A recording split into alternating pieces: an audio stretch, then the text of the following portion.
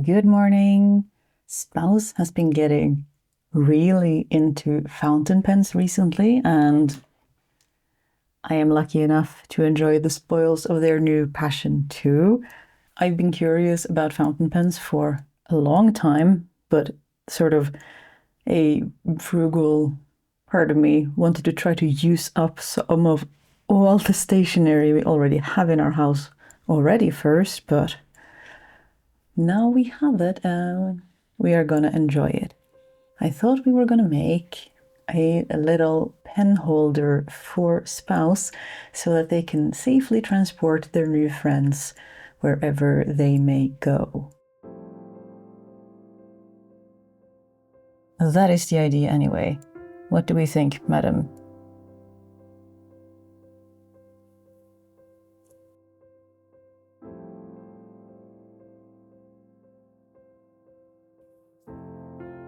And since the workroom scrapbox is clearly occupied, I guess we will have to make this from new materials.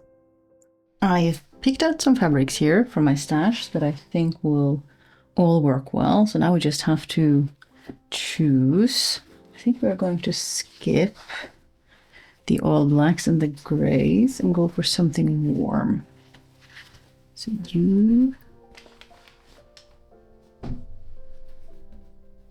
I like this one, but it is a tad white, like it might get stained by the inks, but come on. This one is very cute, and I got it from Spouse, so it seems appropriate that it makes a bit of a return. This one too, it's dark green, gold accents, could be a very cute little pouch for the inner parts. This one, now see, Spouse is also making a pen holder for themselves. They don't know that I'm making one for them and have had that idea. And they used this fabric from my stash, this gold green thing, so that's going to be skipped just because of that. And then we have here this nice stripe and some rules. Now these two go together well. This gray is also very nice and soft, but a bit cold, but it is very similar to what Spouse is already making. Maybe we don't care about that, I suppose. And I kind of want some of the scraps you have over there, madam, but oh well. I have returned victorious with a few more fabrics. Now, only a few of them are solids, but I do think we have some good contenders here. This soft cotton is fast becoming a favorite of mine. So is this one. I think this one is gorgeous, but these are the last pieces I have of it, and they are pre-cut squares ready to become napkins or little drawstring bags. So we shall see. But their texture is just... This fabric is so gorgeous. I love it. Kind of think these two together. I don't know. But I like them.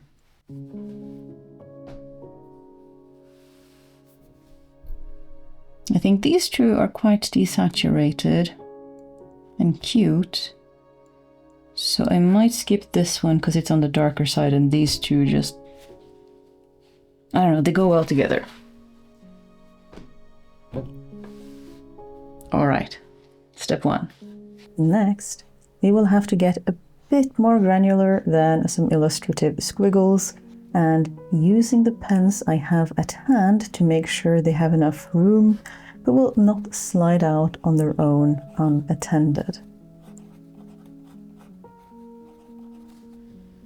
After some math, we will cut out one long rectangle for the lining and another slightly shorter rectangle for the outer fabric.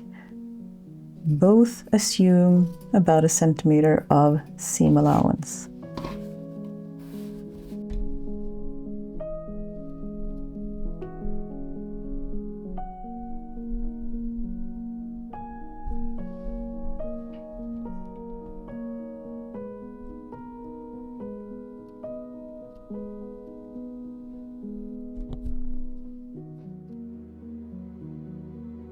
I'll dig through our cardboard scraps and cut one piece that is 12 by 8 centimeters, another that is 12 by 7, and a last one that is 12 by 6 centimeter.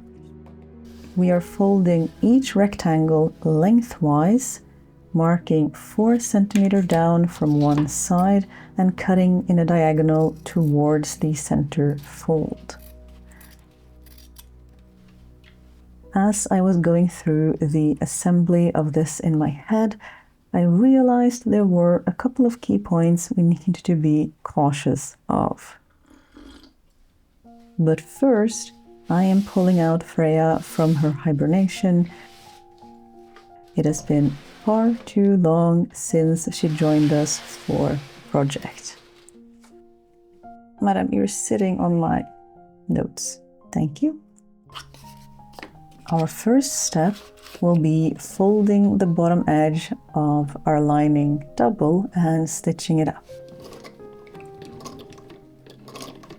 This will end up being the top edge facing towards the pens.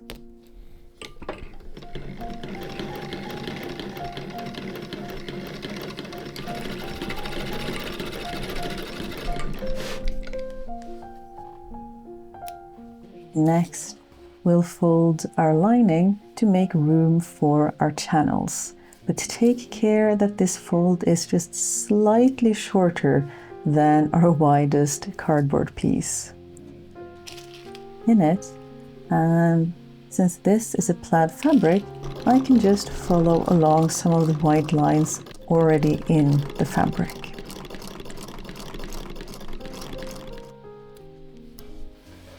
I've changed my mind. I want the outer fabric to be on top under the flap, so I am piecing the long surplus strip that we cut off earlier and lengthening our outer fabric rectangle to be as long as the lining.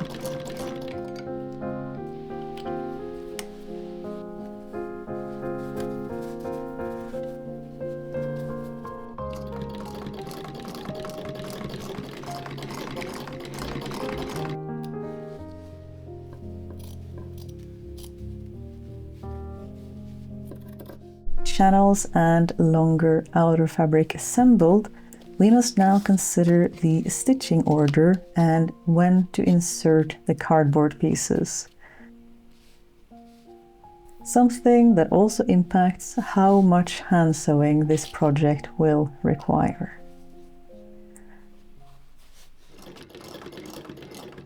I think an option that leaves at least one long seam to Freya is a good start.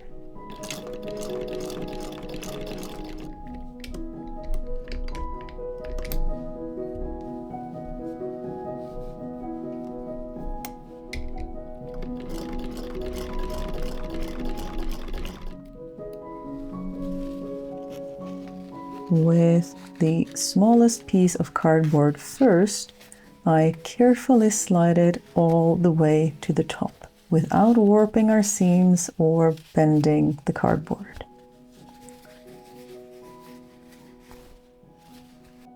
Having done that, we can stitch a seam to keep it in place, but do take care to leave some room for bending our pen holder later. If you guessed that we would follow up with the next largest piece of cardboard, you would be correct.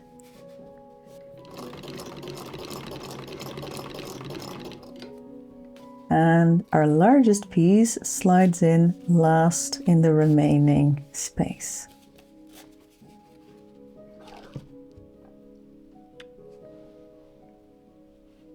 The outer fabric may then be folded over our pen channels and hand stitched in place, taking care to stitch so our channels remain open.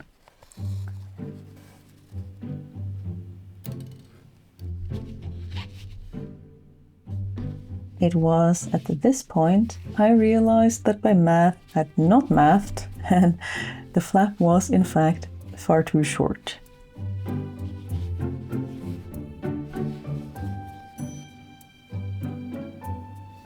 All right. first things first. We unpick the seam on top of our flap since I don't want to touch the channels we just finished if I can avoid it. I think we'll unpick the channel for the next cardboard too and swap that piece for the smaller one, as I did add a bit of leeway to the pen length. I also realize that hiccups like these are to be expected when one enjoys chaos or ad hoc crafting. But even if these small pieces of fabric and waste cardboard were to be beyond repair, it would still not be in vain, because I always learn something and my scrap basket is ever welcoming of new additions. But we find ourselves in need of a new solution. Ideally one that incorporates closure if we can.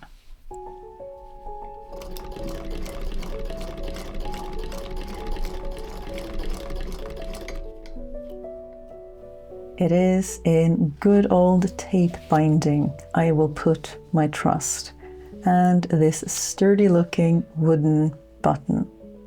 Both items that suit the color scheme of this project almost too well, especially for being last-minute additions. Honestly, try and fail cycles like these are some of my favorite aspects about making things. Being able to take an idea and, regardless of whether a pattern exists already or not, being able to make it into a real thing, so satisfying.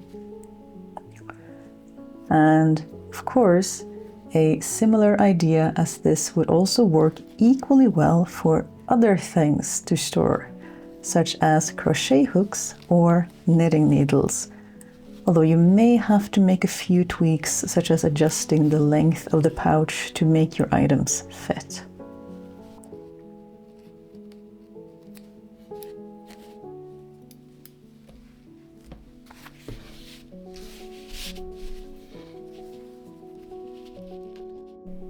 And there she is, ready to be taken on exciting adventures, but having ink at the ready.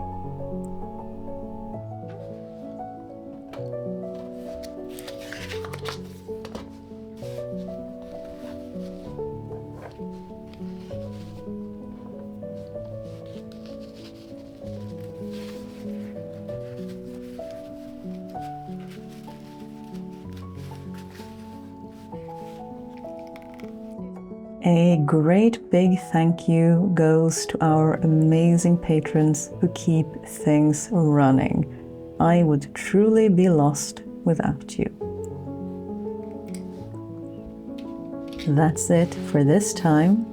Please take care of yourself, and perhaps I will see you again.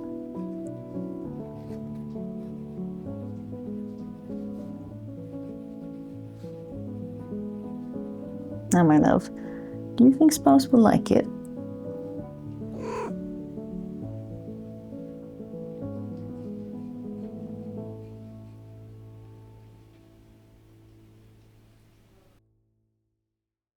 Yeah, but just used to believe it. They're just roses. They're non-toxic to cats, but... What is this posture? Huh? What are you doing? You're running off with your prey. A dried rosebud.